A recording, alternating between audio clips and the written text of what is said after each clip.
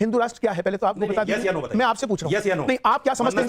मैं भी जानता हूं, सुन क्या आप कौन सा नहीं बनना चाहिए या नहीं, आप हिंदू राष्ट्र बनना चाहिए या नहीं, आपके काउंटर क्वेश्चन कर रहे हो, मेरा जवाब आपसे कि आप हिंदू राष्ट्र को क्या समझते हैं? आप हिंदू राष्ट्र को क्या समझते हैं? क्या हिंदू राष्ट्र क्या है? पहले हाँ ना का जवाब दे दीजिए, फिर समझ लेंगे। पहले हिंदू राष्ट्र है क्या आपकी निगाह में? आप बता दीजिए ना, आपकी निगाह में क्या है? सर ये करना चाहिए नहीं, ये क्या आपकी निगाह में क्या है हिंदू राष्ट्र? मुझे बता, ये क्या है सर? अरे इसको मत समझाओ, नहीं उनके बगल में रखा हुआ, नहीं आऊंगा आपके पास। बोलिए। देखिए, जो आपका निकाह होता है, किसी का भी निकाह होता है तो उसका रजिस्ट्रेशन सरकार के पास नहीं होता है, वो काजी जी के पास होता है। तो सरकार के पास शादी का रजिस्ट्रेशन कराना जरूरी होता है। कल आप, ये आपके अधिकारों की बात है, कल आपका पति कहे कि शादी नहीं हुई, कल आपके बच्चों को अधिकार ना मिले, तीसरी शादी कर ले, ये महिलाओं के अधिकारों से, और सबसे अहम बात, जो कम उम्र में बच्चों की शादी होती है उनको प्रोटेक्ट करने के लिए कदम उठाया जा रहा है। कम से कम आप महिलाओं के लिए एक बुराई नहीं है, आप क्या समाज को किसी भी नहीं आ रहा हूं सर, ऐसे मत कीजिए।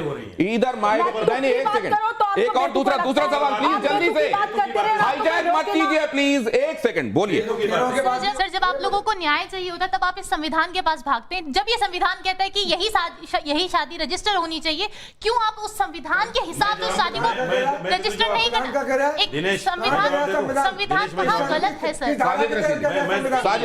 साजिद रशीद, बेटा इधर सुनो, बेटा इधर सुनो। सरकार का प्रोपेगेंडा। आप कौन सी क्लास में पढ़ रही हैं? कॉन्स्टिट्यूशन का सर मैं पीजी कर रही हूँ। पीजी कर रही हैं? हाँ जी। अभी आपकी बहुत कम उम्र है, हम बहुत दुनिया में घूम रहे हैं। नहीं उनका सवाल सीधा है, मैं जवाब पे ही आ रहा हूँ। उम्र नहीं होता सर, मैं जवाब पे ही आ रहा हूँ। कॉन्स्टिट्यूशन जो बात कहता है, सुनिए जवाब पे ही आ रहा हूँ, जवाब पे ही आ रहा हूँ। कॉन्स्टिट्यूशन सुनिए, सर प्लीज सर, अरे मैं बता रहा हूँ ना, सुन तो लीजिए, सुन तो लीजिए। एक क्वेश्चन सुन लीजिए, मेरा सीधा सा सवाल है, मेरा सवाल है कि रजिस्ट्रेशन के, आप बोल रहे रजिस्ट्रेशन नहीं होना चाहिए, उसमें क्या ऐसा नुकसान हो रहा है जो आपकी? मैं बता रहा हूँ, देखिए नुकसान नहीं, केवल एक दर्ज ही तो हो रहा है ना। अच्छा मैं सुन तो लीजिए, सवाल हो गया आपका, सुनिए मैं बता रहा हूँ। देखिए अभी सीएनआरसी पे बात आई, मैं लेके चल रहा हूँ उसी को।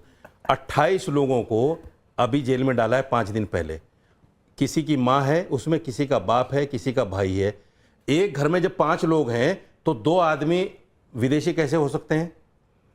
ये होता है गलत काम। रजिस्ट्रेशन के नाम पर भी जो गलत काम होगा, यहां 60% इनलिटरेसी है इस देश के अंदर, 60%। समझ रहे हैं आप उस बात को? जो इनलिटरेट लोग हैं, जिनको ये पता नहीं रजिस्ट्रेशन कहां होगा, कैसे होगा, मतलब साजिद रशीदी साहब गलत कह रहे हैं बहकाया जाएगा, बीवी बदल दी जाएगी, होगा उनका गलत इस्तेमाल होगा। रजिस्टर हो गया, संविधान पे कौन चल रहा बाद में हो सकता है बीवी बदल जाए, आप ये कह रहे हैं? तो फिर आप ये बात ही कह रहे हैं?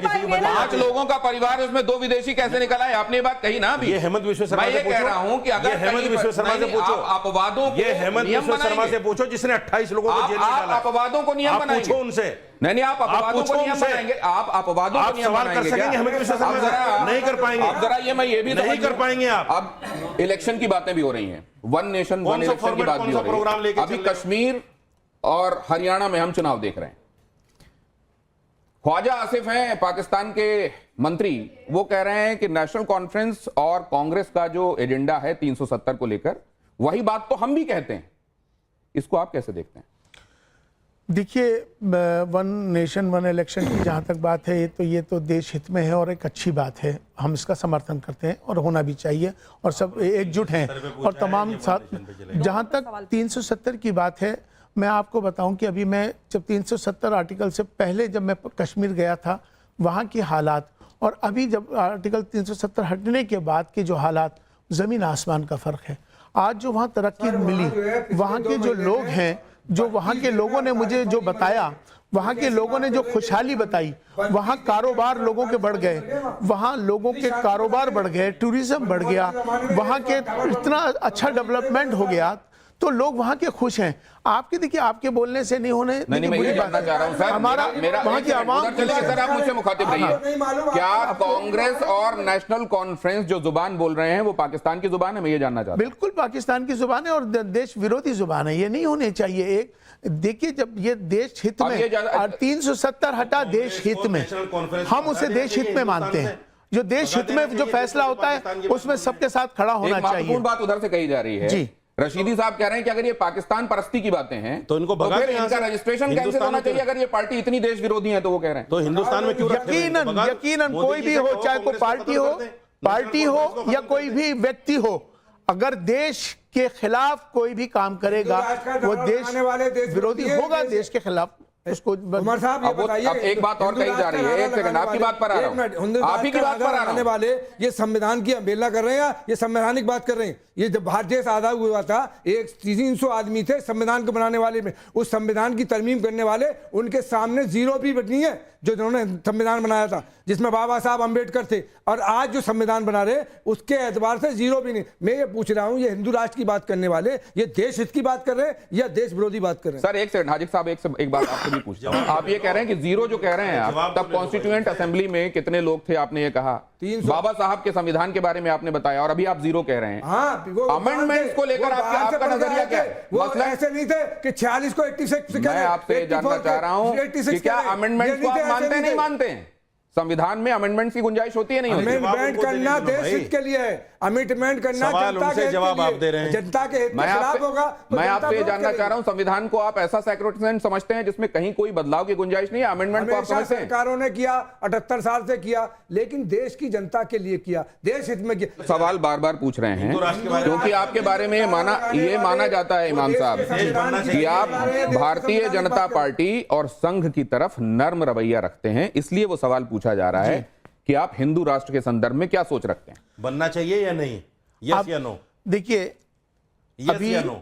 बनना चाहिए नहीं, या नहीं? अब देखिए बात हिंदू राष्ट्र क्या है पहले तो आपको बता yes या दीजिए। no बताइए। मैं आपसे पूछ रहा हूँ Yes या no? नहीं, आप क्या समझते हैं? इसमें क्या लिखा हुआ है? वो मैं भी जानता नहीं हूं। सुन, उसमें क्या लिखा आप हुआ है? तफसील में मत जाओ। आप कौन सा Yes या नो? नहीं, बनना चाहिए या नहीं? आप हिंदू राष्ट्र बनना चाहिए या नहीं? वो भी आपके काउंटर क्वेश्चन कर रहे हैं, उसका भी जवाब मेरा दीजिए। जवाब आपसे कि आप सर, हिंदू राष्ट्र हाँ को ना क्या पे पहले समझते हो हैं? जाए। आप हिंदू राष्ट्र को क्या समझते हैं? क्या हिंदू राष्ट्र क्या आप है? पहले हाँ ना का जवाब दे दीजिए, फिर समझ नहीं, लेंगे। पहले हिंदू राष्ट्र है क्या आपकी निगाह में? एक सेकंड। आप बता दीजिए ना, आपकी निगाह में क्या आप है? बता सर, ये दीजिए क्या है? बनना चाहिए या नहीं? ये क्या है आपकी निगाह में क्या है हिंदू आप राष्ट्र? मुझे बता ये दीजिए। क्या है सर? अरे इसको मत समझाओ मुझे। नहीं, उनके बगल में रखा हुआ है, क्या आपका अकीदा है इस पर? आपने कहा आपका अकीदा है इस पर?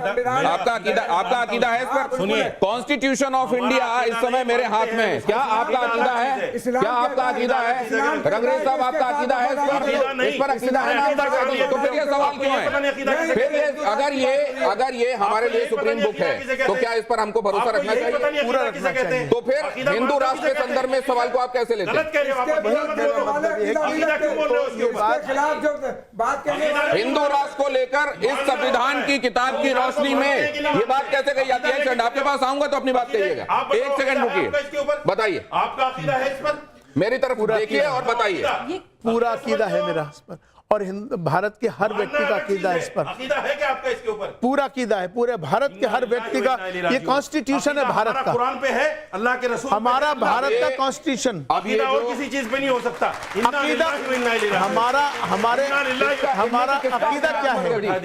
मजहब हमारा इस पर हर भारतीय कॉन्स्टिट्यूशन से जुड़ा हुआ है। देखिए दिनेश जी, ये अहम पॉइंट्स पे, अहम मुद्दों पे बात करने की बजाय देखिए शोर मचा रहे हैं, इस तरह से कोई बात नहीं कर सकता। देखिए कितने बढ़िया से डिबेट होने दे रहे हैं, आप सब देख रहे हैं। अकीदा का मायना क्या है? साजिद अकीदा के रशीदी लफ्ज़ कितने का बढ़िया से डिबेट होने दे रहे हैं, कितने बढ़िया सवालों के जवाब लेने दे रहे हैं। हाजिक साहब भी उसमें पूरा कोऑपरेट कर रहे हैं, और देखिए कितने बढ़िया। और कौन से मदरसे से मौलवी हैं आप बता दीजिए। ये लगातार ये कोशिश की जा रही है कि आप बोले नहीं सर।